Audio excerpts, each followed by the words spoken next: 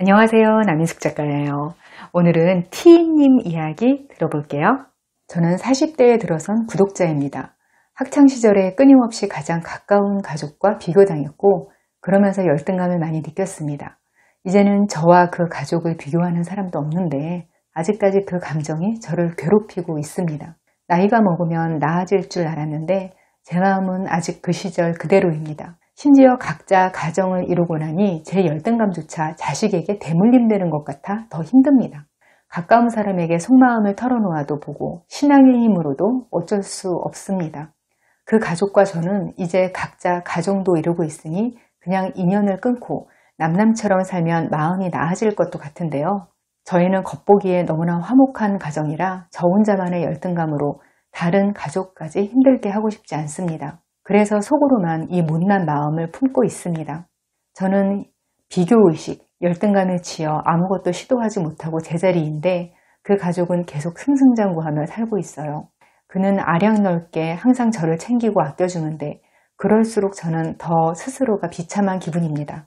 그냥 남남처럼 살면 순수하게 축하해주고 응원할 수 있을 것 같은데요. 하필 그런 사람과 핏줄로 태어나 이렇게 살게 된 제 팔자가 원망스럽습니다. 저도 제가 못난 열등감 덩어리인 걸 알고 있습니다. 이런 저는 어떻게 살아야 할까요? 사연자님 이제 40대인데 아직도 열등감에서 이러고 있다. 평생 이래야 하나 막막한 생각이신데요. 정말 자신을 잘 들여다보고 내 삶에 대한 태도를 바꿔보자. 이렇게 생각하시면 바뀔 수 있어요. 어제 제가 뇌 가소성에 대한 콘텐츠를 봤는데요. 뇌 가소성이라는 건 뇌가 계속 변하고 있다 이 뜻이에요. 동물 실험에서 눈 감각을 담당하는 부분하고 이렇게 냄새를 담당하는 뇌 부분을 잘라서 바꿔서 배치했다고 해요. 그랬더니 얼마 지나지 않아서 뇌가 그냥 자기 자리에 맞게 역할을 바꿔서 아무 지장 없이 냄새 맡고 보고 그러더라는 거예요.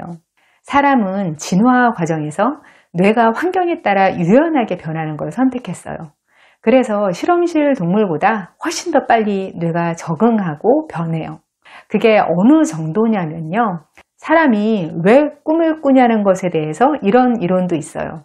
자는 동안 비교적 긴 시간 동안 시각 기능이 차단되잖아요. 그 시간 동안 시각을 담당하는 뇌가 변해서 다른 기능을 하게 될까봐 일부러 자는 동안 뇌가 가짜 이미지를 보여준다는 거예요. 그게 꿈이라는 거죠. 이건 평생 진행되는 거라서 인생의 어느 때건 우리 뇌는 언제든 변할 수 있는 거거든요. 필요한 뇌 부위를 자꾸 써서 그 일을 하게 하면 그 부분이 확장되고 역할도 잘 하게 되어 있어요. 사연자님도 본인의 뇌를 믿고 원하는 방향으로 작동하게 하시면 자꾸 못났다고 스스로 말씀하시는 자아를 변화시킬 수 있어요. 오늘 사연자님이 어떤 노력을 하실 수 있을까 하나하나 같이 고민해 볼게요. 첫 번째, 열등감의 감정이 관계에 있다고 생각하지 마세요. 사연자님이 왜 하필 그런 사람이 내 핏줄일까 이런 원망이 된다고 하셨는데요. 그런 관계 자체가 원인이라고 생각하고 계신 것 같아요. 근데 그 문제는 근본적으로 내 안에서 해결되는 문제이긴 하거든요. 열등감은 아들러가 처음 사용한 용어인데요. 아들러는 그냥 인간 자체가 열등감을 느끼는 존재다. 그렇게 얘기했어요. 왜냐하면 인간이 다른 동물보다 유난히 무력하게 태어나서 점점 발달하잖아요. 그래서 나이가 많은 형제를 보면 신체적, 정신적으로 확연하게 나아 있단 말이에요. 그리고 나이가 적은 형제를 보면 부모님의 보살핌을 더 받죠. 그런 걸 보면서 태어나면서부터 열등감을 느끼게 되어 있다는 거예요. 사실 아들러 연구를 보면 본인 경험에서 나온 설명이 그득하거든요. 본인이 몸도 유난히 약했고 사형제 사이에 끼어 자랐어요. 어릴 때부터 형제들 사이에서 열등감을 느끼면서 생각한 부분이 많았던 거죠. 이렇게 열등감이 어느 정도는 있는 게 기본값인 거예요. 다른 사람들도 내색은 안 하지만 다 어느 정도는 갖고 있다. 이렇게 생각하시면 1차적으로 마음이 조금 놓이시지 않을까 싶어요. 근데 그 열등감을 내 발전에 잘 사용하고 적당히 다스리는 사람이 있고 사연자님처럼 거기에 휘둘려서 유난히 힘들어하는 사람들이 있어요. 우선은 부모님이 양육 과정에서 잘못하신 부분이 있을 거예요. 사연자님이 그냥 가족이라고만 말씀하셨는데 형제 자매겠죠. 근데 높은 확률로 언니나 여동생일 거예요. 그게 이따 다시 말씀드리겠지만 비교 준거가 동성 형제일 때 일치하기 쉬우니까 그런 거예요. 근데 형제와 자매를 묶어서 사용하는 용례가 많으니까 그냥 지금부터 형제라고 할게요. 형제는 같이 있는 시간이 많으니까 비교하는 걸 더 신중해야 하는데 옛날 어른들이 이런 의식이 있었나요? 땡땡이는 전교 1등 했는데 너는 반에서 5등이 뭐니? 이래서 인서울 하겠어? 이런 식으로 말하면서 비교 심리를 더 자극하는 게 너무나 흔한 일이었죠. 이건 요즘도 이렇게 하시는 분들 적지 않아요. 제 또래인 분이 이렇게 하시길래 애 상처받게 왜 그렇게 비교를 하냐 물었더니 그래야 정신 차리고 열심히 하지 이러시더라고요. 그렇다고 형제 없으면 비교도 없냐? 그것도 아니에요. 우리가 잘 아는 엄친딸 있잖아요. 엄마 친구 아들, 엄마 친구 딸. 비교해서 자식을 깎아내림으로써 자식을 통제하고 싶어하는 부모는 어떻게 해서든 비교 대상을 찾아내요. 심한 열등감의 원인 중에서 많은 전문가들이 이런 부모님 아래에서 자란 걸 1등 원인으로 꼽아요. 그러니까 사연자님도 그 혈육하고 같이 태어나서 이렇다 그렇게 생각하지 마시고 내가 미숙하듯 부모님도 미숙했구나. 이제 내가 새롭게 자아를 만들어야겠다. 얼마든지 가능하다. 이렇게 생각하시면 좋겠어요.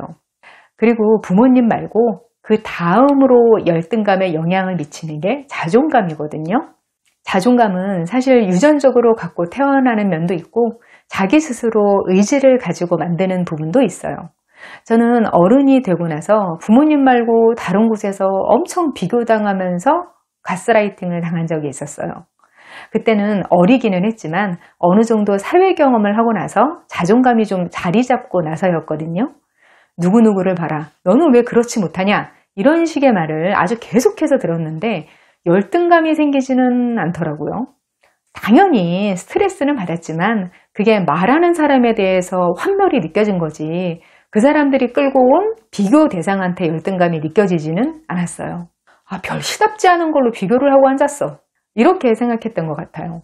그런데 나중에 제가 인생 하강기를 겪으면서 스스로 자존감이 무너져 있을 때 누가 비교를 하지 않아도 혼자 비교하면서 괴로워하게 되더라고요. 제가 한참 동안 기를 쓰고 자존감을 재건하면서 그 비교하는 마음도 사라졌어요. 제가 무슨 말씀을 드리고 싶은 거냐면 결국 남은 문제는 사연자님이 자존감을 재건하는 문제가 핵심이라는 거예요. 그 형제분하고 아예 인연을 끊어서 안 보면 편할 것 같다고 하셨는데 지금 그렇게 상처가 건드려지는 상태에서는 그 형제분 안 봐도 스스로 비교 대상을 만들어내게 되어 있거든요. 열등감을 없애는 게 목적이 아니라 자존감을 쌓는 쪽으로 접근하셔야 해결되는 문제라는 거예요.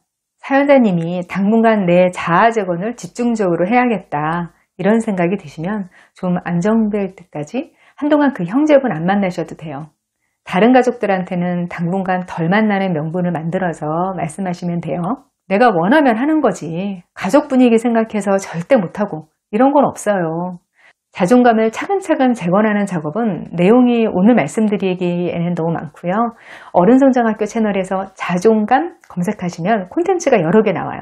그거 참고하시면 좋겠어요. 두 번째, 비교의 준거를 찾아 프레임을 바꾸세요.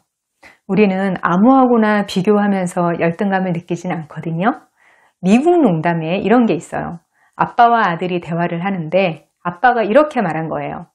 얘야, 링컨은 내 나이 때 일하면서도 열심히 공부했단다. 그러니까 아들이 이렇게 말했어요. 링컨은 아빠 나이 때 대통령 했는데요. 이러니까 아빠가 아무 말 못했다는 그런 내용이에요. 비교를 해도 링컨하고 하는데 웬만큼 타격이나 있겠어요? 비교를 당하면서 열등감을 느끼려면 같은 선상에서 비교의 준거가 있어야 돼요. 방금 얘기해서 링컨하고 평범한 아들내미하고 뭐 공통점이 있어야 열등감도 느끼죠.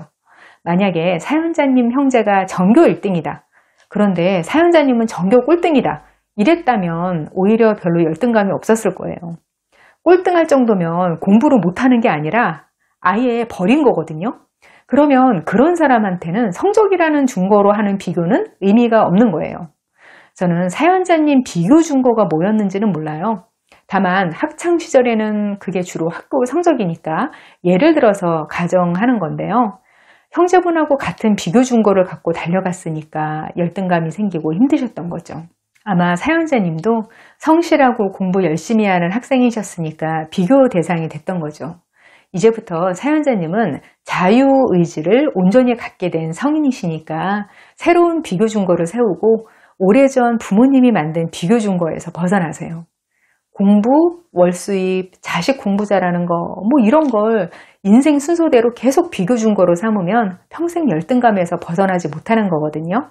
특히 저는 자식 인생을 내 인생하고 동일시하는 거 정말 조심하셔야 할 일이라고 생각해요.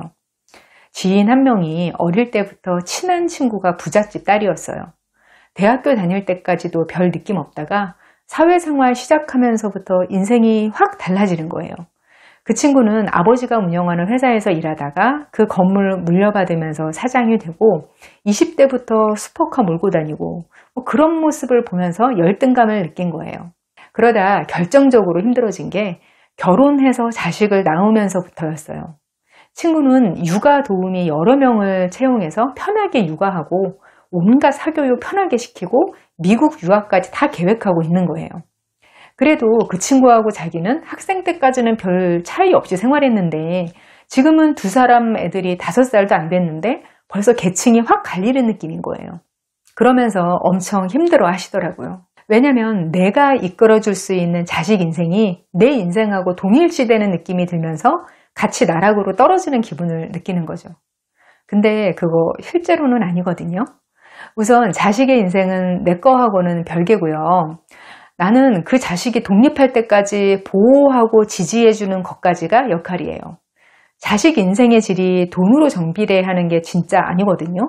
사실 사연자님 가정도 경제적 어려움이 컸을 거라고 막 생각이 안 드는 게 사연자님 형제분이 어릴 때 비교 우위에 있었고 지금도 승승장구하고 계시다면서요. 그리고 사연자님은 계속 비교당했고요. 근데 이게 진짜 없는 집에서는 이런 구도가 나오는 것도 힘들어요. 없는 집에서는 재화가 부족하니까 공부 잘하는 자식이 하나 나오면 그 자식한테 투자를 몰아주고 그와 동시에 책임감도 몰아줘요. 네가 성공해서 우리 집 좀 일으켜봐라. 이런 압력이 있는 거예요. 사실 좀 덜한 자식 입장에서는 열등감보다는 차라리 안심이 되는 면도 있단 말이에요. 근데 진심으로 비교당하고 그 열등감이 성인까지 이어올 정도면 가정이 적당히 유복한 환경이었을 가능성이 있거든요. 그러면 거기서부터 사연자님은 진짜 좋은 부모의 조건을 이미 몸으로 깨달으신 거 아닌가요? 성공하고 잘 나가는 부모보다는 비교하지 않고 안정적인 자아를 가지고 옆에 있어주는 부모가 진짜 좋은 부모라는 거. 사연자님 부모님이 그런 분이셨으면 지금 사연자님이 고질적인 열등감에 시달리는 지금 같은 상황은 없었을 거 아니에요. 그러니까 비교 중거를 바꿔서 나만의 경쟁력이 뭔지를 찾으세요. 형제분이 베풀고 잘해주고 하는데도 자꾸 사연자님 마음이 다친다면 냉정하게 말해서 그 형제분한테도 내면의 단점이 있는 거예요. 형제분이 진짜 공감 능력이 있고 따뜻한 사람이라면 베푸는 것까지도 그걸 배려해서 했을 거예요. 사연자님만 마음이 삐뚤어져서 그 긴 세월 악감정을 품고 있다는 건 너무 드라마 같은 해석이에요. 보통 사업이나 세일즈 같은 데서 차별화하라 이런 조언이 굉장히 흔하잖아요. 어떤 사업가분이 그 차별화라는 거에 대해서 이렇게 말씀하시더라고요. 차별화는 비교당하지 않으려고 하는 거다. 만약 똑같은 운동화 여러 개 있으면 우린 당연히 검색해서 100원이라도 더 싼 곳에서 사요. 근데 어떤 한 브랜드 운동화가 독보적으로 예쁘고 다리가 길어 보여요. 비슷해 보이지만 딱 그것처럼 예쁜 건 없어요. 그러면 비교에서 자유로워지면서 가격을 자기들이 결정할 수 있는 거예요. 비교 중거를 바꾸는 게 나를 차별화하는 일이기도 한 거예요. 이게 꼭 유별나게 아무도 안 하는 기행을 하라는 게 아니라 내 관심사를 발전시켜 나가다 보면 그 차별화 지점을 만나게 돼 있어요. 그러니까 좋은 책도 읽으시고 그 내용을 실천도 하고 여러 시도도 해보고 그런 과정이 지속되면 사연자님이 비교 우위에 올라가는 중거가 발견이 될 거거든요. 그걸 내면화시키면 돼요. 그리고 이건 나중에 사연자님이 마음에 힘든 부분이 나아지셨을 때 하시면 좋을 부분인데요. 형제분과의 관계를 협력 관계로 인식하는 작업을 하시면 좋을 것 같아요. 열등감은 기본적으로 경쟁 관계로 상대를 인식할 때 나와요. 진짜 내 편이고 나와 같은 배를 탄 사람이다. 이렇게 인식하면 상대방이 잘 되고 잘 벌고 하는 게 나를 찌르는 일이 되지 않아요. 사실 객관적으로 따지면 형제가 잘 되는 건 나한테 이득이에요. 만약에 집안에 큰일이 있거나 할 때 버팀목이 될 사람이 하나라도 있다는 거잖아요. 사실 꼭 형제가 아니라도 내 친구가 성공한다. 그러면 나한테 손해될 게 없어요. 곳간에서 인심난다고 내 친구가 잘 되면 나한테 맛있는 거라도 더 사주고 뭐 긍정적인 이야기도 많이 해주고 그러지 않겠어요? 나만의 비교 준거가 확실하고 자존감이 안정되면 내 편인 사람이 잘 되는 건 되게 좋은 거예요. 이런 사람들은 주변에 좋은 사람들이 많이 생겨요.